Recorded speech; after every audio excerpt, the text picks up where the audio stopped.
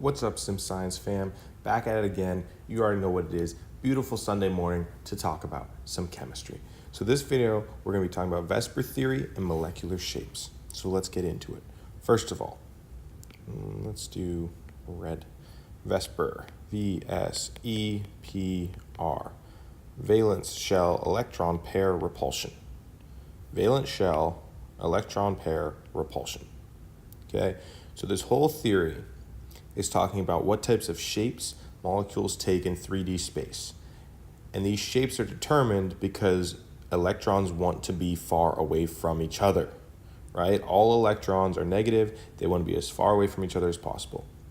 So whether you're talking about electrons on an atom or especially a lone pair of electrons, they're going to be pushing the other atoms that are attached to the central atom as far away from themselves as possible until they're all in the best position they can be in. Okay, so in your notebooks on page 80, I believe, you wrote the electron dot structures, Lewis dot structures, and the shapes of a bunch of molecules. So let's talk about those shapes a little bit. Okay, first of all, let's talk about the linear. Okay, it's the simplest one, linear. So first of all, whenever you have two atoms that are bonded together, it's always going to be linear because there's really no other way the two atoms are going to join other than linearly. They're not going to. There's no like kink in this bond. So that's always going to be straight. Now let's talk about when you have three atoms that are linear. So let's say you had CO2. So you have carbon, and then you have two oxygens on either side, CO2, common gas, right? So this carbon is going to have 4 valence electrons. We know carbon always has 4 valence electrons, okay? And oxygen is going to have 6, 1, 2, 3, 4, I'm sorry, 7, wait, 6. Yeah, 6, sorry. Kind of drew a blank there for a second. Let me draw that better then. 1, 2, 3, 4, 5, 6. It's early in the morning, you know how it goes. All right, so both these atoms want to have 8 bonds. So let's start forming some bonds between them. We'll do that in this darker color. Okay, so here's one bond. All right, now is everything happy if we do that? Well, let's see. Oxygen has 1, 2, 3, 4, 5, 6, 7 each, 7 total valence electrons if you count the shared ones, and carbon has 1, 2, 3, 4, 5, 6. So no, they both want more. They both want more. So if we erase that, and let's erase these electrons on the oxygen, and we make this a double bond, now count the bonds. Carbon has 1, 2 electrons, and then 3, 4, 5, 6, 7, 8, if you count the shared ones. And oxygen has 8 as well. So this forms a double bond. And these electrons on carbon are now involved in the bonds. I should have erased those earlier. So now we have 3 atoms attached with no lone pairs of electrons on the central atom. So in order to be as spread out as possible, these atoms are going to spread out the way you see here. They're going to have 180 degrees of separation. So they're going to be linear, straight across. That allows everything to be as far away as it can. These two oxygens are as far away from each other as they can be. That's a linear orientation. Okay, so that's when linear orientations happen. Let's talk about the next one, trigonal planar. Trigonal planar. Okay, so trigonal planar looks like this.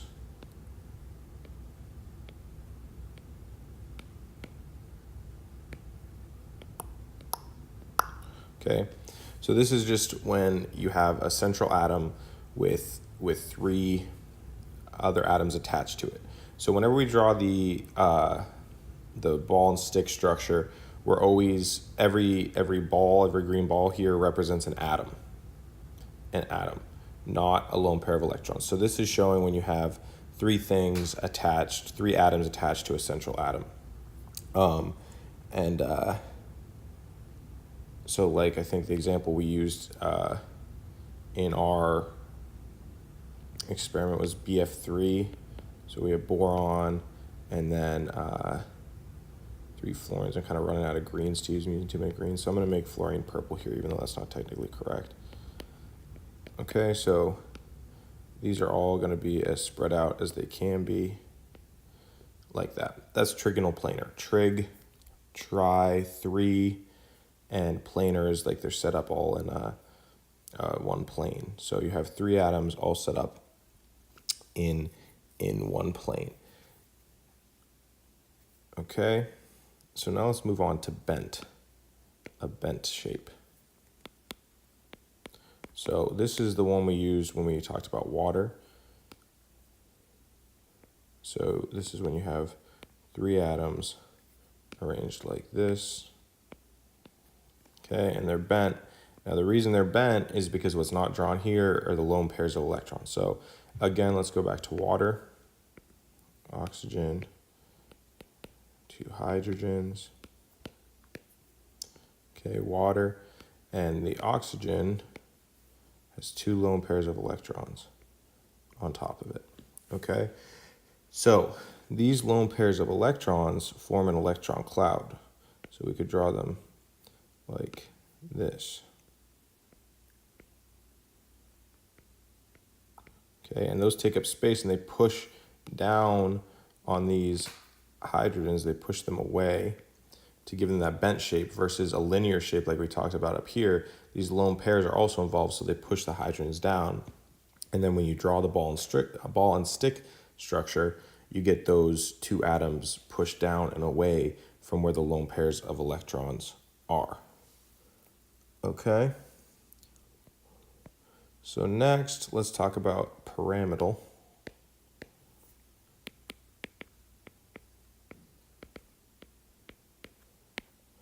Pyramidal. So pyramidal looks like this. 1 central atom, and then 3 attached atoms all facing downward. And it's called pyramidal because it's like a pyramid. You get the sides and then 1 in the back. That's why it's pyramidal. Okay, so this is going to happen when you have 3 atoms attached to a central atom, but you have a lone pair. So the one we talked about with this was NH3. So nitrogen's blue, nitrogen, and 3 hydrogens. Okay. With a lone pair of electrons on the nitrogen. So again, I'll draw that like a cloud because that's how it takes up space. So the lone pair on top of the nitrogens is pushing away the hydrogens so that they're all facing downward, because the repulsion on the lone pair, which is just pure electrons, is much stronger than the repulsion on any individual hydrogen, so it pushes them closer to each other. And that's how you get this shape over here. Okay, so again, you don't see the lone pair in the ball and stick model, but that's what's pushing these down. All right, now we can compare that to when you just have 4 atoms attached. That would be tetrahedral. Tetrahedral. Tetra is 4. Okay, so tetrahedral looks like this. 1.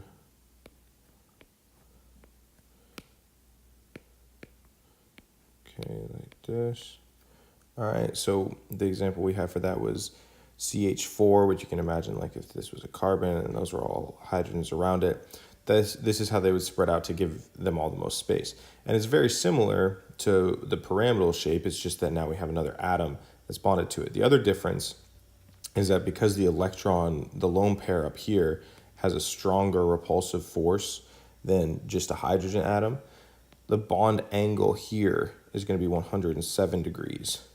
Okay, so the angle between these is 107 versus down here, you have an angle of 109.5 between every one. Okay, so that just shows you numerically how this electron pair up here is pushing these harder with more force so that they get even closer than if it was just another hydrogen atom that would push them so they'd all spread out more evenly, whereas this lone pair of electrons is going to be taking up more space on the pyramidal. Okay, and then you probably are getting a good idea of what's going on, but The next one would be trigonal bipyramidal.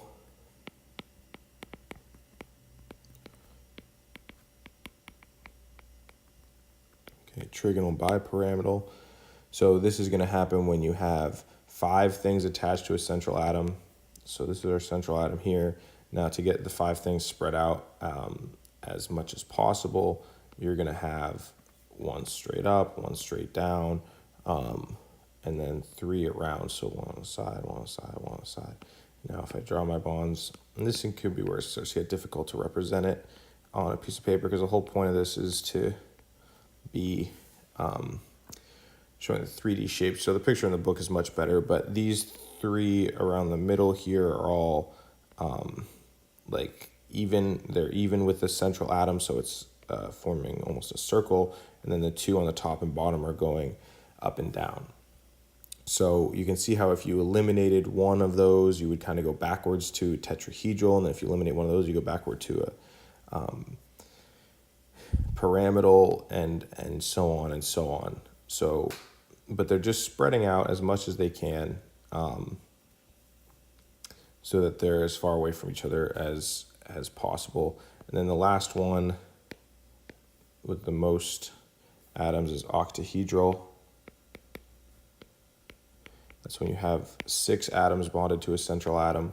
And you might be thinking, but it says octa. Why would it say octa if there's only 6 bonded to it, and instead of 8? It's because you have 8 faces on this. If you drew the faces like you see on the charts that were on the page 243 that we were looking at, not charts, but the figures where they drew kind of the pyramids around the different things and the different faces.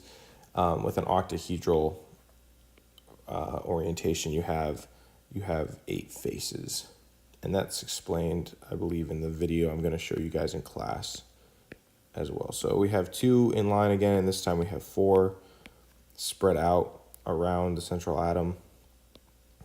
Okay, and then we have the 2 going up and down. So that's octahedral.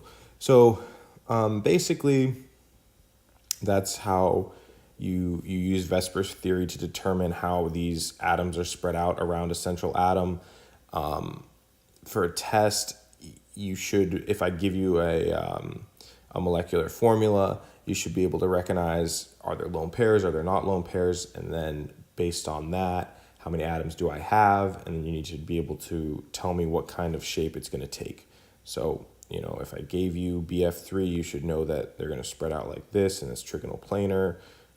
If I gave you NH3, that there's a lone pair, and they're going to be pyramidal, etc., etc. And we will continue to go a little bit deeper on this on Monday. So thank you guys for watching. Hope you're having a great